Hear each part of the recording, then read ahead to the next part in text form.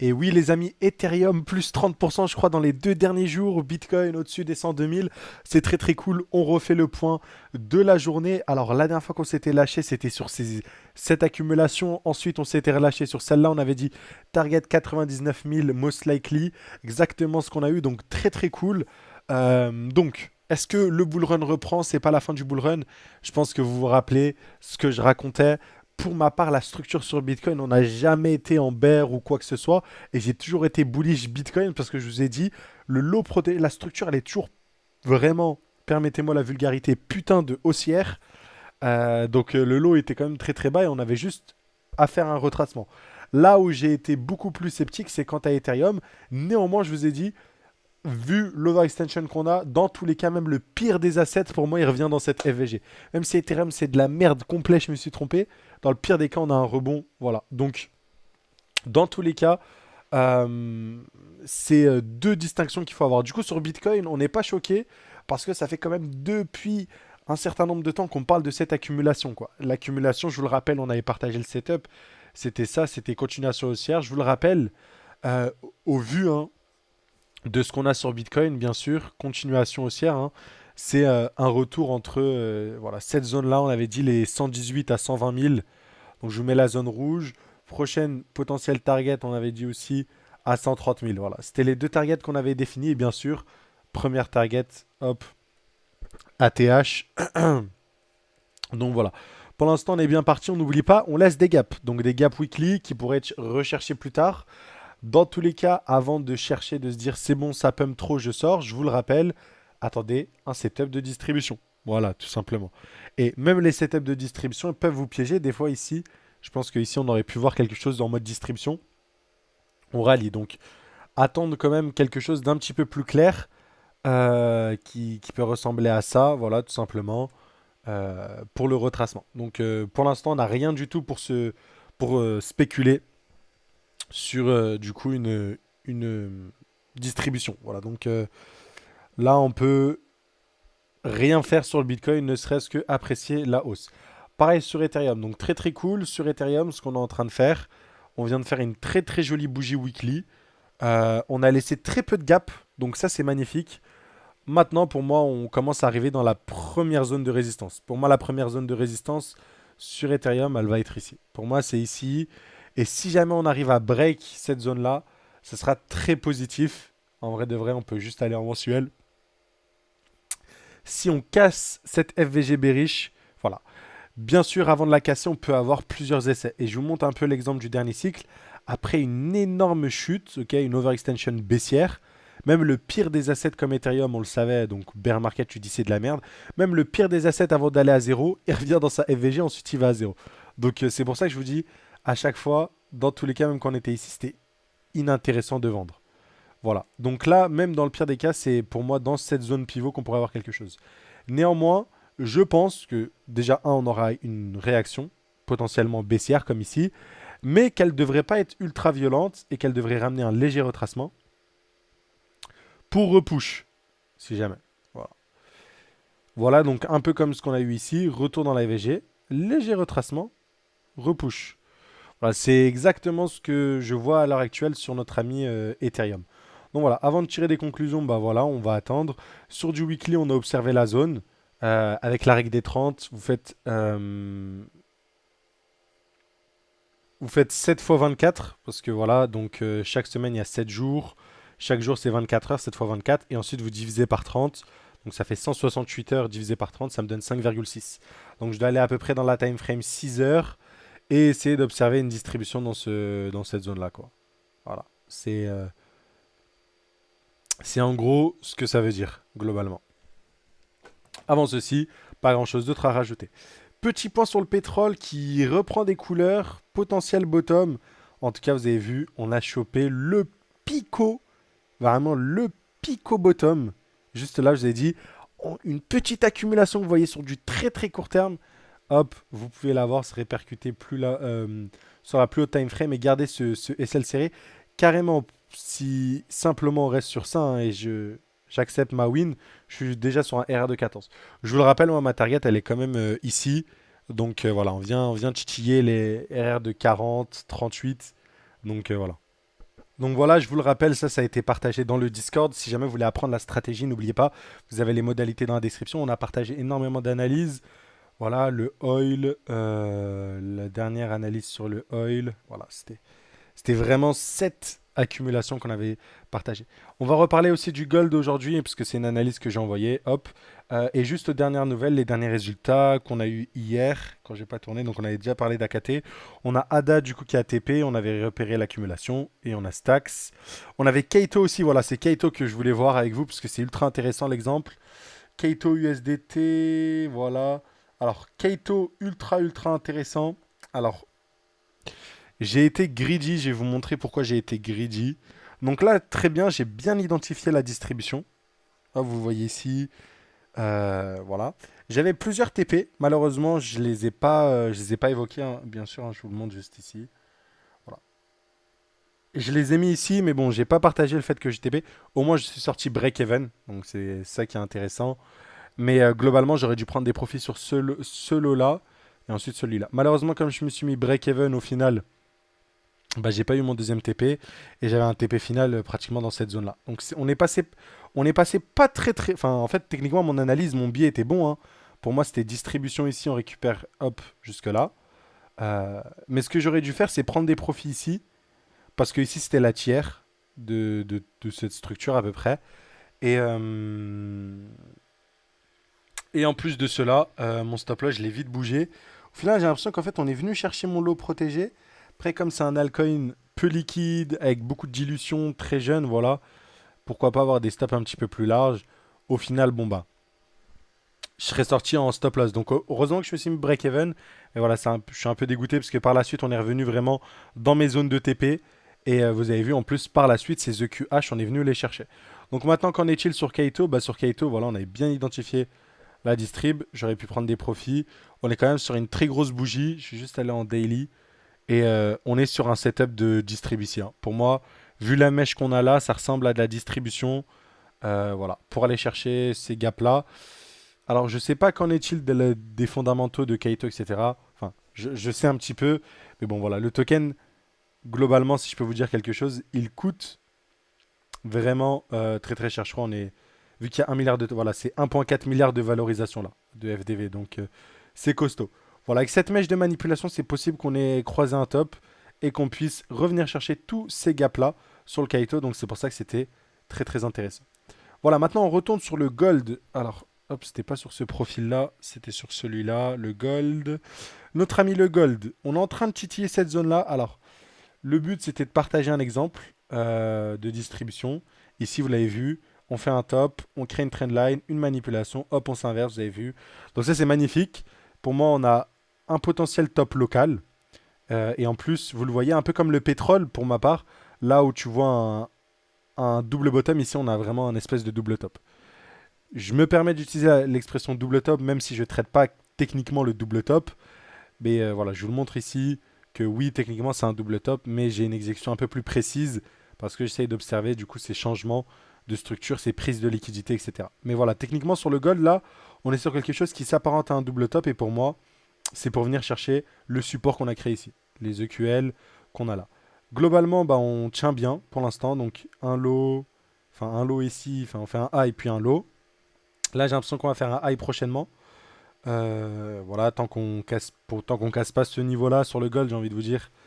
Euh, voilà. Et du coup, sur du court terme, j'avais essayé de pré-shot une potentielle distribution. Vous avez vu, juste là. Alors, hop. J'attendais un COS. On n'a pas eu de COS. Mais bon, on avait aussi des EQL ici, une tiers. Donc voilà. On n'a toujours pas eu le COS. Aucune clôture. Donc voilà, on va attendre. Mais globalement, c'est quelque chose qui pourrait arriver, surtout vu le range assez serré qu'on est en train de voir là. Donc voilà, je surveillerai ça de près, mais derrière, une distribution qu'on voit comme ici, sur du 4 heures, ça peut nous ramener un gold sous ce niveau-là et un retour dans la dernière demand, qui est juste ici. Voir, alors je ne sais pas si ça suffira, voir un top majeur avant, du coup, une consolidation à la baisse. Euh, voilà, bon, avant de s'exciter, on rappelle, si jamais ça se confirme et j'ai raison, c'est déjà retour ici et ensuite on voit ce qu'on fait là. Ok. Donc voilà pour le gold. Le pétrole, on l'a dit, en mode double, c'est l'inverse du gold, c'est en mode double bottom et pas double top. Et il y a des targets à venir chercher ici. Hop, c'est genre en mode on revient dans la supply. Donc là, sur le gold, c'était la demand. Sur le pétrole, c'est la supply. Ensuite, on voit si on commence à s'exciter, que le pétrole commence à casser des ATH et des conneries comme ça. Alors sur Xiaomi, on s'était laissé avec cette accumulation très très très bullish. Vraiment, Xiaomi énormément racheté, on l'a vu avec cette réaccumulation. Et on vient faire des plus hauts. Là, on a eu un joli retracement. Retour, encore une fois, les mêmes concepts. Je vous le rappelle, la stratégie, les concepts, vous pouvez les apprendre. On a tout fait en sorte. Il y a vraiment, regardez toutes les sections qu'on a mis en place. Dites-vous, quand vous rejoignez l'école, vous avez accès à toutes ces sections-là. Et bien sûr aussi toutes celles-là. Donc, franchement, n'hésitez pas. Et globalement, bah, pour ceux qui connaissent cette stratégie, G-Mend, simple, clair, net, précis, zone à rebond. Et voilà, on a fait une accumulation juste là sur notre ami Xiaomi. Encore une fois, l'eau protégée juste ici. Pour ma part, si j'étais sur Xiaomi, c'est en mode longue. Voilà, mode longue. En plus, on n'est pas très loin du COS. Et c'est viser le dernier high, pour un petit peu plus haut. Ça invaliderait, voilà mon stop loss invalide mon setup. Mais pour ma part, il est assez bullish. Et bien sûr, du coup, c'est pour récupérer les derniers highs. Voilà. En tout cas, franchement, je pensais que vu la distribution était assez courte, je pensais pas qu'on allait avoir une recovery comme celle-ci.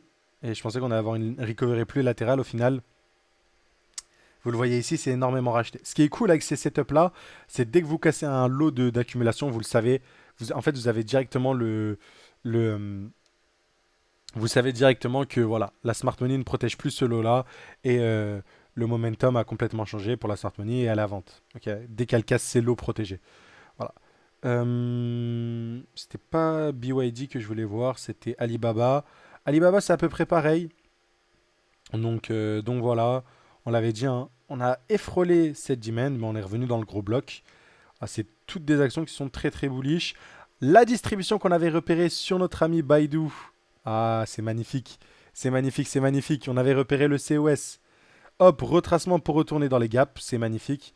Hop, voilà. Donc, même sur les actions, vous le voyez, on a repéré la distribution.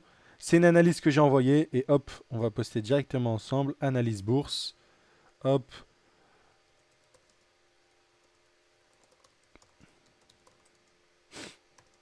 Et voilà. Baidu, distribution exécutée, j'enverrai ça directement dans le Discord. N'oubliez pas, si vous voulez plus de choses comme ça, à les analyser en privé. Ou même, en fait, le plus important, c'est surtout de maîtriser la stratégie. C'est chiant d'être dépendant de quelqu'un, alors que si vous avez la stratégie, vous l'implémentez, vous apprenez les concepts, c'est magnifique. Voilà, sur du court terme, bah, c'est cool. C'était une distribution 1 heure, donc on va pas commencer à s'exciter. Après cette distribution, j'essaie de voir. J'ai l'impression qu'on voit une potentielle accumulation là.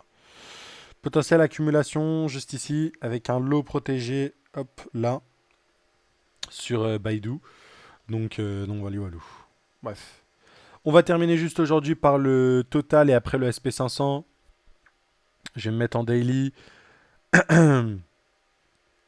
Magnifique mouvement tout simplement. À la hausse. On n'oublie pas, comparé à Bitcoin, euh, enfin c'est comme Bitcoin plutôt, la structure est très très haussière, vous le voyez juste ici. Euh, Pareil pour le total 2, tout simplement, et le total 3. Par contre, quand on va avoir des alts comme NIR, etc., qui ont cassé des lots, hop, je vous le montre juste ici. Voilà, j'avais parlé en plus. Même si NIR c'est mort, je te dis, on revient au moins ici, tu vois. Donc c'est un peu ce qu'on est en train de voir. Mais c'est pareil, vu qu'on a cassé des lots majeurs, je m'exciterai pas tant qu'on casse pas ici. Et j'observerai bien qu'on n'ait pas une redistribution de bear market pour aller plus bas si jamais. C'est pour ça que je m'excite pas sur certains altcoins, encore une fois, parce que oui, on a un rebond, c'est cool, mais voilà, on est toujours dans une structure, quand je regarde sur du mensuel, où on a cassé des lots majeurs. Peut-être que je me trompe, et on l'a déjà vu sur des alts casser des lots et puis du jour au lendemain reprendre. Donc voilà. Mais jusqu'à présent, je préfère vous le répéter, c'est pas du tout comme Bitcoin au niveau de la structure. Et voilà, il faut vraiment faire du cas par cas. Pourtant, quand je regarde Total 2, Total 3, ça a l'air très très haussier. Mais bon, il y a de la dilution à prendre en compte. Il y a beaucoup de facteurs comme Bah, comme la dilution, quoi. Donc voilà. Il y en a d'autres ici qui sont très intéressants. Je pense au Hype, qui me fait penser un peu à Xiaomi avec ses. Tu vois, à chaque fois, je me dis, bon, c'est en train de distribuer. Donc là, ici, hop, on distribue légèrement. Et en fait, on est sur des distributions qui se transforment en réaccumulation. Pour ceux qui se rappellent, janvier 2024 sur Bitcoin, hop, on récupère tout et on repart COS. C'est reparti. Donc ça réaccumule très très très fort. Ça range ici, hop, excès à la baisse, boum, on repart. Et ainsi de suite. Donc très intéressant à voir. Sur notre ami Tao, euh, pas grand chose. Hein. On explose, c'est cool. Il n'y a pas grand chose d'autre à exécuter. Ne serait-ce que on arrive dans les derniers ces blocs-là, les derniers blocs qui pourraient causer des réactions. En tout cas, moi sur le Tao, j'ai bien l'impression qu'on va récupérer ces ces EQH. Voilà, voilà, on termine par le SP500 et après, bah, on se dira à demain. Pareil, on est toujours dans cette zone-là. Comparé à ce que les gens peuvent croire et penser, pour ma part, techniquement, hein, on est toujours dans la zone où on peut revenir même au-dessus de ce high-là et s'inverser en fait. Globalement, on est toujours dans cette phase-là où, pour ma part, tant qu'on ne casse pas le dernier high, voilà. On est sur ceux qui connaissent les bear rally ou je ne sais quoi. Pourquoi pas. Exactement comme on a pu voir ici, on s'est dit, bah voilà, c'est bon, ça a repris. Voilà, vous vous rappelez, hop, cette jolie bougie. Pour ma part, je ne crierai pas victoire, comme sur la plupart des altes que je vous racontais, tant que on va pas venir casser cette FVG et casser le dernier high. Ok. Avant ça, pour moi, je m'attends toujours à une prochaine jambe baissière. Hein. Je sais pas si elle sera aussi violente ou en tout cas une prochaine jambe baissière. Voilà. On verra ce que ça va donner. Hein. On peut bien sûr, avant de jambe baissière, stagner dans un range ici. Et ça sera cool parce que ça pourrait profiter aux crypto-monnaies, à certaines cryptos. Donc voilà, c'est pour ça que c'est très, très, très. C'est incertain pour l'instant. Voilà, je dirais pas que le bottom est posé ici. Vu comment le bottom aussi a été posé, je dirais pas qu'il est posé concrètement tant qu'on ne casse pas les 6168. Et c'est pas parce que je dis pas que le bottom est posé que je suis pas exposé, sachant qu'on était sur des énormes excès baissiers. Dites-vous, l'une de mes dernières analyses que j'ai effectuées sur Ethereum, c'était l'opportunité que ça représentait. Voilà, le marché est inefficient. Ma théorie, je ne sais pas si je l'ai dit publiquement sur YouTube, il me semble, hein, il me semble l'avoir dit.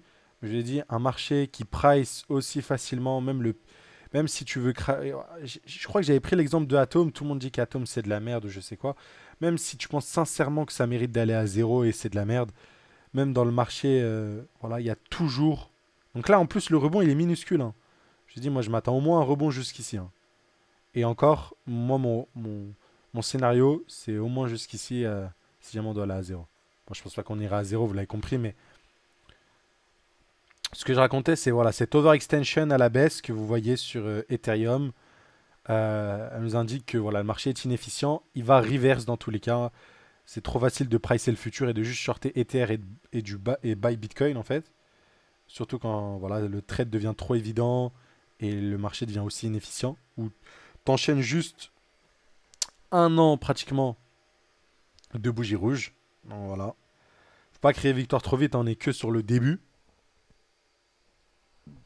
Néanmoins, excusez-moi, je vous le dis pour ma part, c'est un repricing, c'est un retour vers ces zones-là qui pourrait arriver sur Ethereum, au vu de l'inefficience. Donc pour moi, même si on était bearish Ethereum, ici c'était une opportunité de dingue vu l'overextension à la baisse.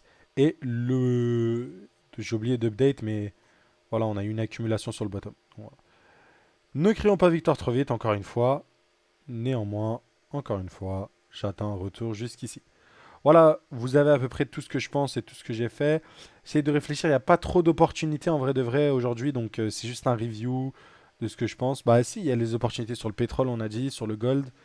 On avait parlé Kaito. Non, ça va, j'ai donné pas mal de valeurs, donc ravi, encore une fois, d'avoir fait la vidéo. N'oubliez pas, vous pouvez vous abonner, vous pouvez apprendre la stratégie et nous rejoindre sur Discord dans la description. On voit si vous avez le profil adéquat et on vous propose. Euh, et voilà, hein, tout simplement, faites attention à vous. Et encore une fois, ne vous excitez pas. Voilà les trucs. Beaucoup qui parlent de crypto-monnaie, etc., n'ont pas de stratégie de gestion du risque, je vous le dis.